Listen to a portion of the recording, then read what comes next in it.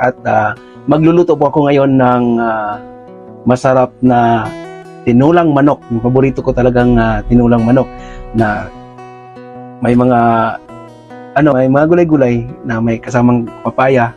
So guys, papakita ko sa inyo yung mga sangkap na. So nandito na nga po pala yung mga sangkap natin guys. Ito yung papaya. Medyo hinog na po yung papaya natin guys kasi dito alam mo naman na umabot na siya ng tag 1 week dito sa display. Tsaka itong spring onion na sibuyas na dahon at saka pula yung bell pepper natin.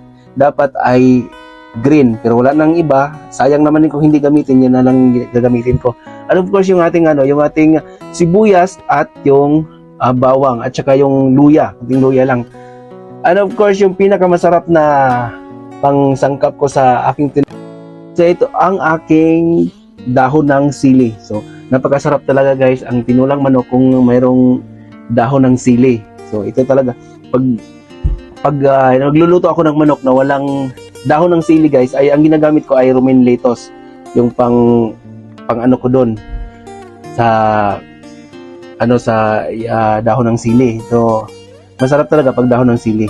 Tsaka kasama ang papaya kasi number 1 talaga yan sa mga tinulang manok.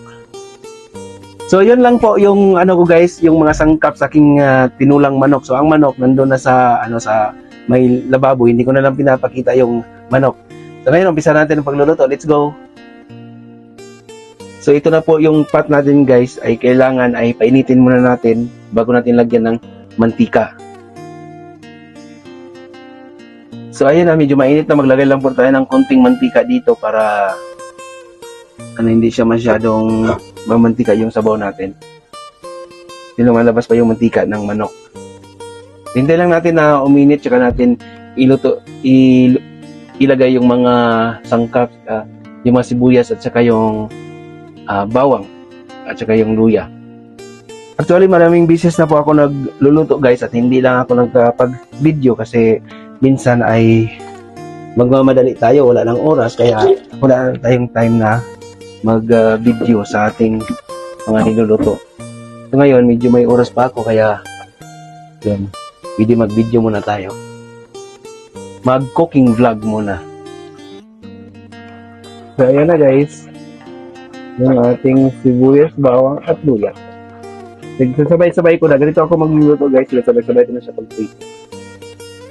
pag-gisa yung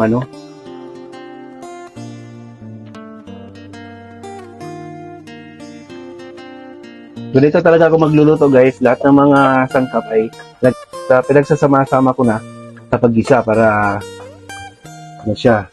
Para walang lamangan ba.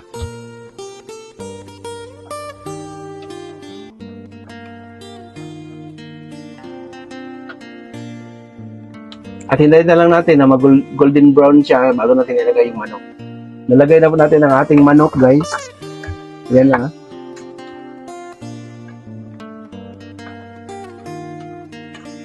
So takpan lang natin to ng ng mga ilang minutes. So ganito na yung natin guys, manok natin. At isunod ko na dito yung papaya kasi itong papaya naman ay matigas siya guys, kaya sabay ko na dito bago ko lagyan ng sabaw.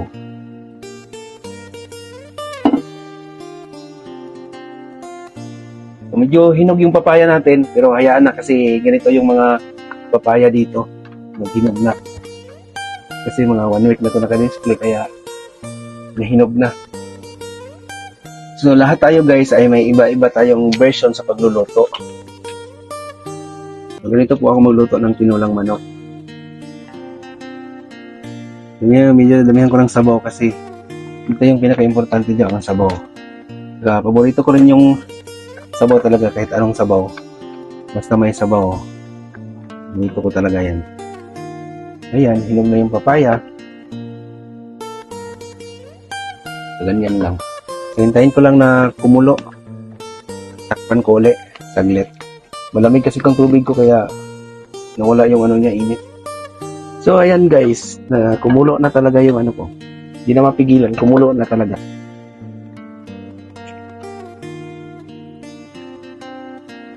Siyempre Siyempre, lagay na natin yung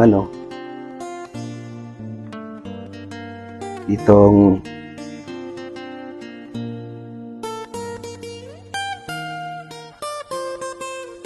red pepper.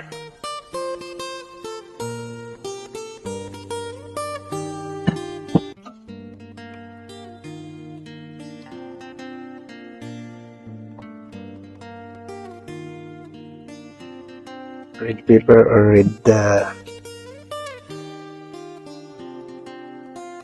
nalagay ko na rin yung yung sibuyas. Kung sa Bisaya pa to ay sibuyas dahon.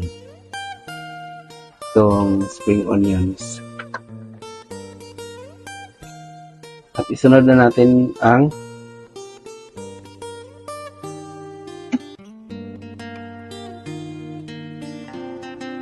napuno.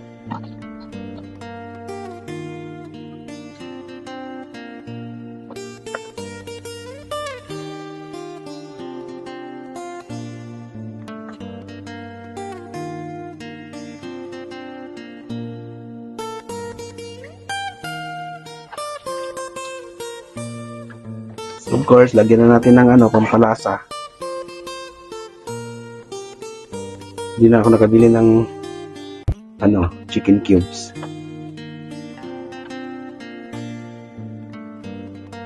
Yan. Pakuluan lang natin ng isang kulo tapos okay na yan.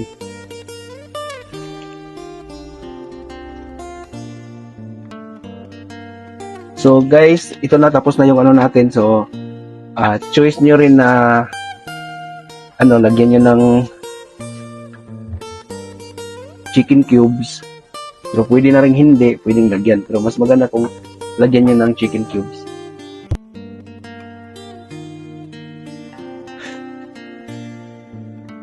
Naluto na ang ating tinulang manok, guys. Ayan. Maraming salamat sa panonood. And God bless sa inyong lahat. Bye-bye.